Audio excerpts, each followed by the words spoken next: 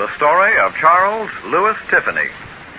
Born at Killingly, Connecticut in 1812, Charles Tiffany came from a line of early New England settlers. His father, a cotton manufacturer, gave the boy a good education, and on leaving Plainfield Academy, the lad went into partnership with his father. Then, at the age of 25 years, young Tiffany made a great decision.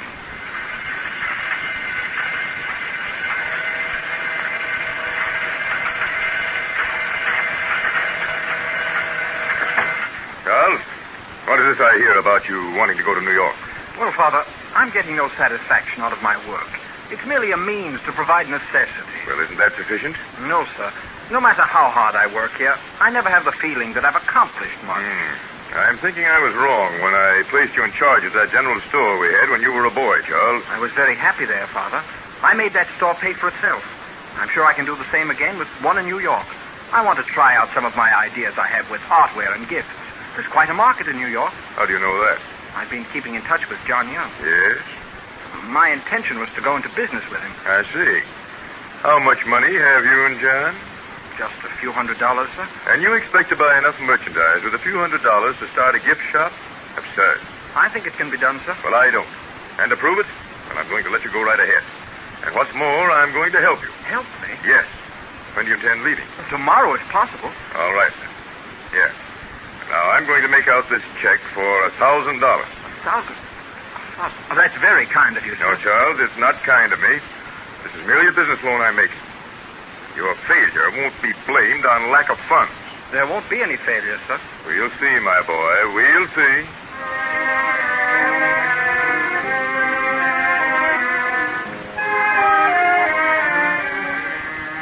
Charles Tiffany and John Young opened a store at 259 Broadway in New York. With careful buying, their slim capital was enough to stock their small sales room with Chinese pottery, artware, bric-a-brac, and stationery. But in the display windows, Charles Tiffany used an artistry that was to make him famous in the years to come. How does the window look from the outside, Charles? Well, it's not right, John. Hand me that piece of white silk. I think if we put that blue vase in the center to stand on this and use the black velvet as a base, it might set it off properly. Let's try it. All right. I'll get those lacquer boxes out of the way. Well, that'll be enough room. This vase isn't the most costly thing we have, but it's a good thing to build around. Is that all right? Yes, that'll do. This white silk shows up well against the black. And I think if we fold these corners under, it won't look as if it's been definitely put there for effect. Now the blue Chinese vase. There, that might do it. Mm-hmm. Let's go outside and see. All right. Well, that looks fine to me, Charles. Yes, I think it'll do. Do you see what I mean, John, when I say everything must have its setting? Yes. Yes, I think I'm beginning to understand. Whatever we put in the window must show to the best advantage. If we're going to catch the eye of the passing shopper, we must look on each displayed piece as a separate jewel and give it the setting it deserves.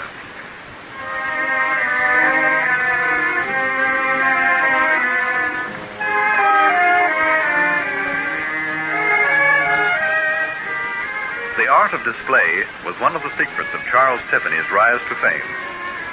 The opening of that store was a great success.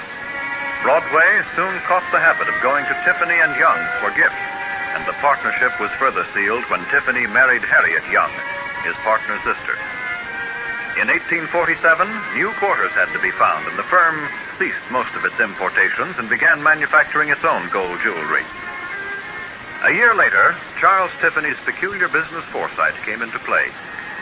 At dinner one night, he discussed a proposition with his partner. Tell you, I can't see it, Charles. Why spend a great deal of money in Europe when their markets are all unbalanced? And that's just the reason I think it'll work, John. Europeans have been putting their money into precious stones instead of into banks. And now the French banks are going to start closing up. The aristocracy will need ready money, and consequently, they'll sell their jewels. I think you ought to be over there, John. And when they come into the market, buy them up. But it'll mean tying up so much of our capital. If we need more money, we'll borrow it. We have a representative there with cash. We'll be able to pick up priceless heirlooms and historical jewels for a fraction of their value. But good heavens, man. When can we realize any profit on the stuff? Within 30 days. 30 days? Why, it'll be a year, 2, 3 before the European market can recover sufficiently to buy the jewels back. Quite right. But we're not interested in Europe. No? No. We're going to create a demand for every piece we buy. Where? Here. Right here in America. Yes, you mark my words. In 30 days, the American women will be in a mad scramble for historical jewelry.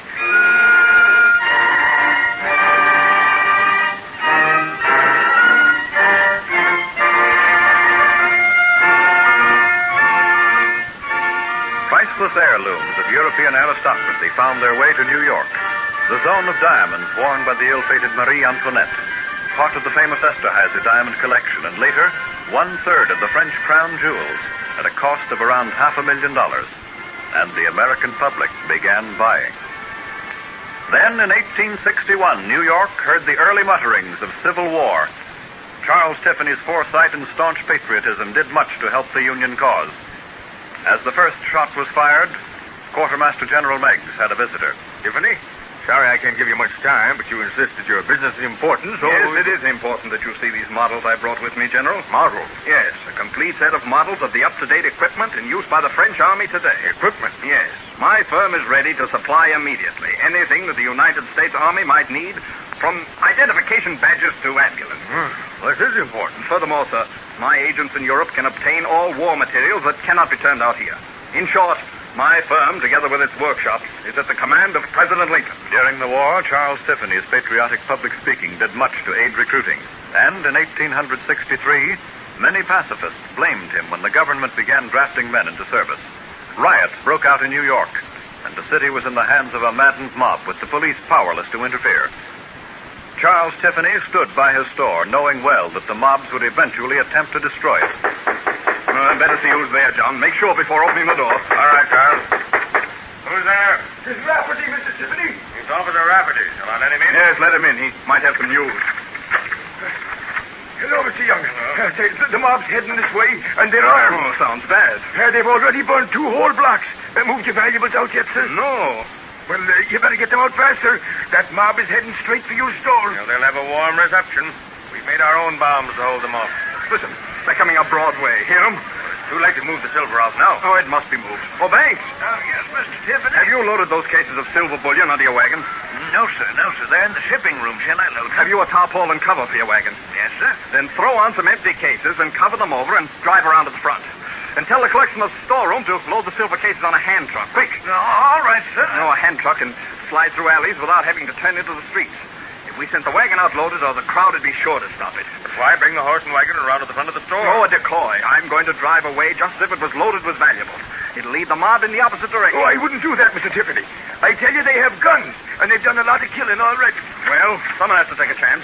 The silver can't remain here. Wait a minute, Charles. I'm coming along. All right. Oh, Banks, do you think you can push that hand truck as far as my house and keep to the alleys all the way? I think so, sir. Good. Go to it and good luck. That mob's getting close. Climb on then. Hold tight. Good luck to you, sir. Are they shooting at us? Yes. Hold on and keep your head down. Get up, Meg.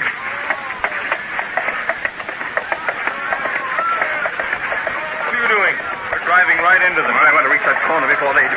It might send the mob down a cross street. Hang on.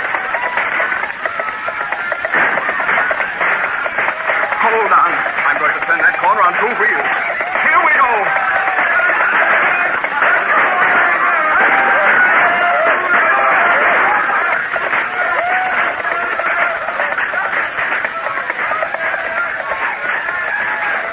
We've made it, by George, we made it. It worked, Charles. Here they come after us. Oh, get up, Meg. Keep down, John. Keep down. We made it, Charles. We've made it. That sure was a close shave. Yes, John. We still have our silver and our store.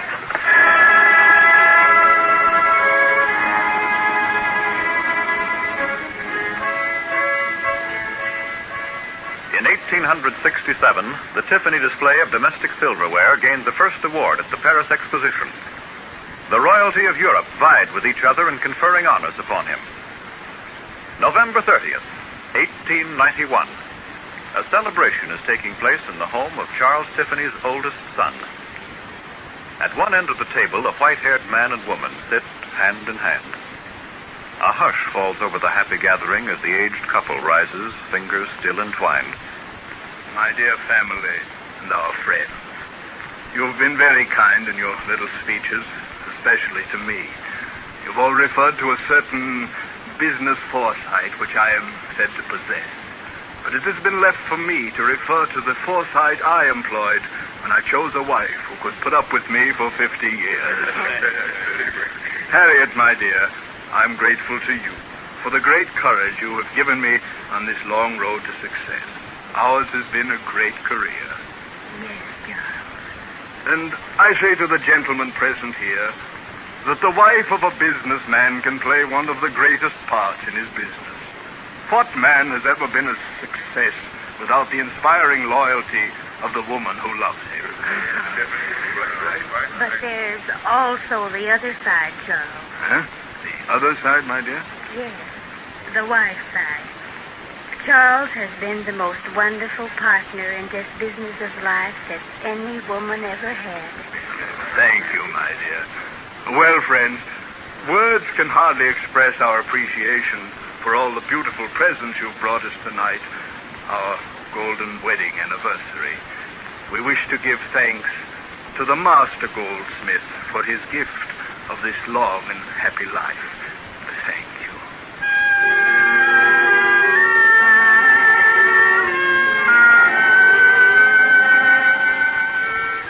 The name of Charles Lewis Tiffany is engraved deeply on the history of American business. It is written in artistic lettering, for the man who built the foremost jewelry house of America was one of the founders of the New York Society of Fine Arts and a trustee of the American Museum of Natural History. His affiliations in the artistic societies of America were many, and those who knew him point with pride to the great line of unbroken friendships that were his. At heart, he was an artist, yet he will best be remembered as Charles Lewis Tiffany, Captain of Industry.